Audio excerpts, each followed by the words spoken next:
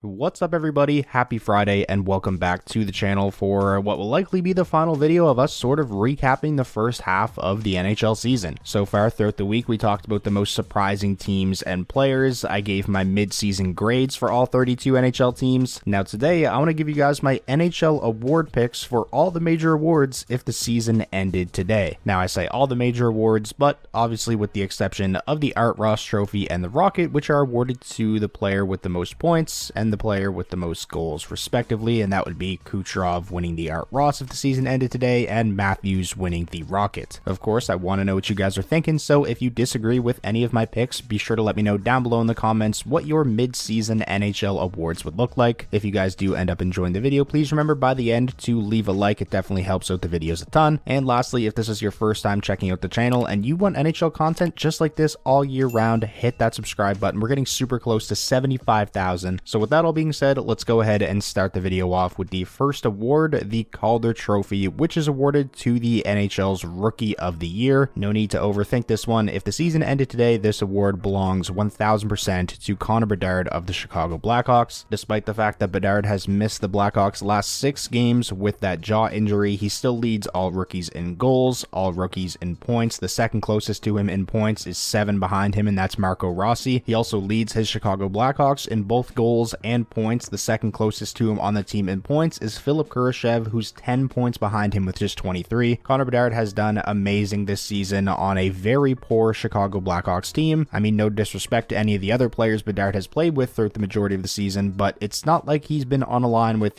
other top line guys, especially after Taylor Hall went down. Connor Bedard has been thrown straight into the fire. It's not like he was playing sheltered minutes. He leads all Blackhawks forwards in minutes, averaging over 19 per game. You can definitely debate on who the other 2 finalists would be for the Calder Trophy if the season ended today. There's a lot of great candidates, but without a doubt the winner would have to be Connor Bedard. Now at the end of the season, is this going to be the case with that jaw injury and with him missing as many games as he's going to miss? Is he still going to win the award? If I was a betting man, I would probably say yes. Moving along now to the next award, we have the Jack Adams, which is awarded to the NHL's Coach of the Year, and I feel like you could go a couple different ways with this one. I do feel like the 3 finalists should be pretty unanimous at this point in the season, and those guys are Rick Tocchet of the Vancouver Canucks, Rick Bowness of the Winnipeg Jets, and John Tortorella of the Philadelphia Flyers. My pick may be a little bit of a hot take, but I have to go with John Tortorella of the Philadelphia Flyers, just strictly based off of how low of expectations that I had for this team coming into the season. If you think it should be Rick Tocchet, I think that's a great pick. Same with Rick Bowness. If you think it should be either of those guys, I'm not going to argue with you. But for me personally, I'm going with John Tortorella. Tortorella has this Philadelphia Flyers team playing some unbelievable hockey right now. They are winners of 5 straight and currently sit 2nd place in the Metro Division, just 2 points back of the New York Rangers for 1st. Despite the fact that the Philadelphia Flyers roster on paper probably lacks the top end talent comparing them to other top teams in the NHL, they have found ways to win games. They have found a formula for success. Everybody on the roster is bought in to the way that John Tortorella wants them to play. The team defense has been exceptional. The goaltending has been very strong. And again, despite the fact that the Philadelphia Flyers lack true top-end talent, they have found a way to score enough goals to win games. They're a high-volume shooting team. They funnel pucks to the net. They have a lot of hard-nosed players that crash the net, and their play style has proven to be very difficult to play against this season and has translated to a lot of success for the Flyers. A lot more than I thought they were going to have, that's for sure. Continuing on now to the next award, we have the Selke Trophy, which is awarded annually to the NHL player who demonstrates the most skill in the defensive component of the game. That is the award by definition, but as we all know, it's more so awarded to the league's best 2-way forward, because if you're not putting up points, you're probably not going to win this award. The pure shutdown forwards who don't bring a lot to the table offensively usually don't get any love for this award. So with that in mind, my pick for this year's winner, if the season ended today, would definitely be Alexander Barkov of the Florida Panthers, which would be the 2nd Selke Trophy for Barkov in his career. Just an absolute 2-way beast. He's got 46 points in 40 games. He's a +20,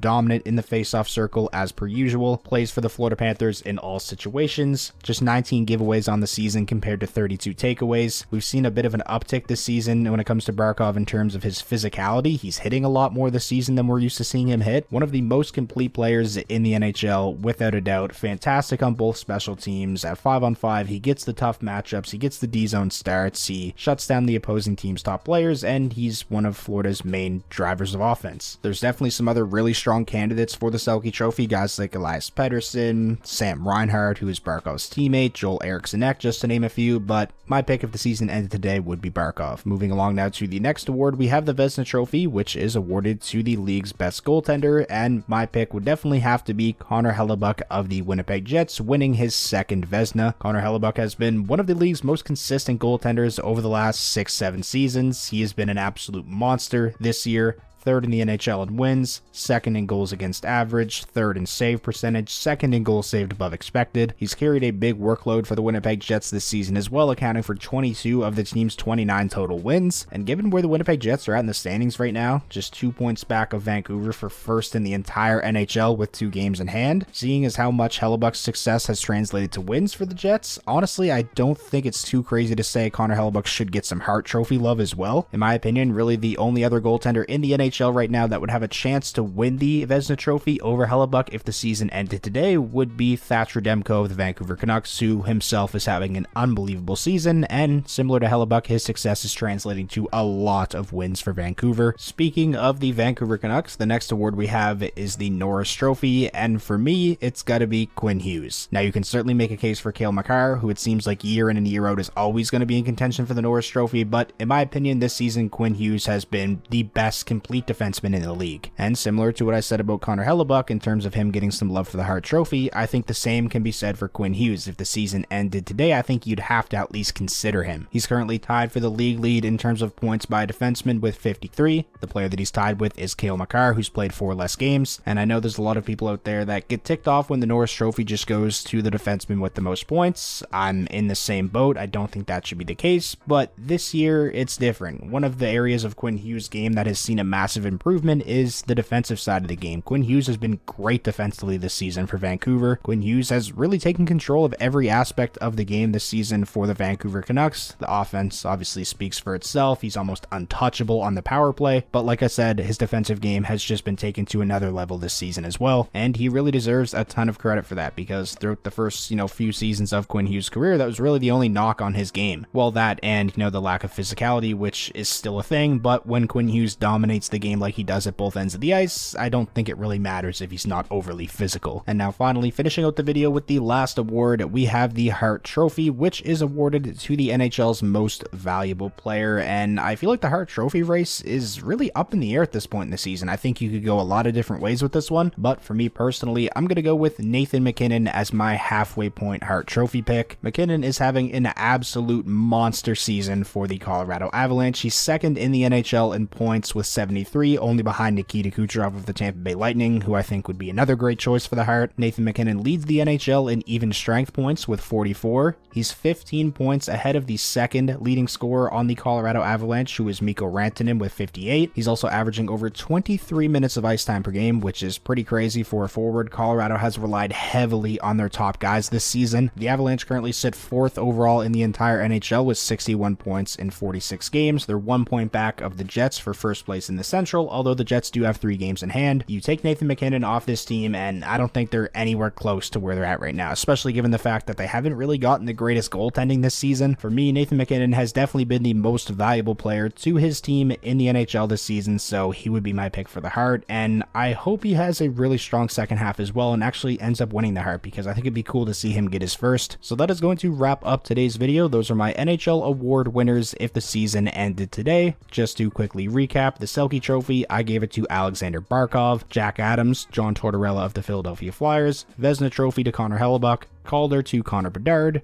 Norris to Quinn Hughes, and of course the Hart to Nathan MacKinnon. Like I mentioned at the start of the video, I always want to know what you guys are thinking, so if you disagree with any of my picks, be sure to let me know who your mid-season NHL award winners would be down below in the comments. If you guys enjoyed the video, please remember to leave it a like. That is definitely the best way to show your support, and it does help out the video a ton. And most importantly, if this was your first time checking out the channel and you want NHL content just like this all year round, hit that subscribe button, and I will talk to you all again soon.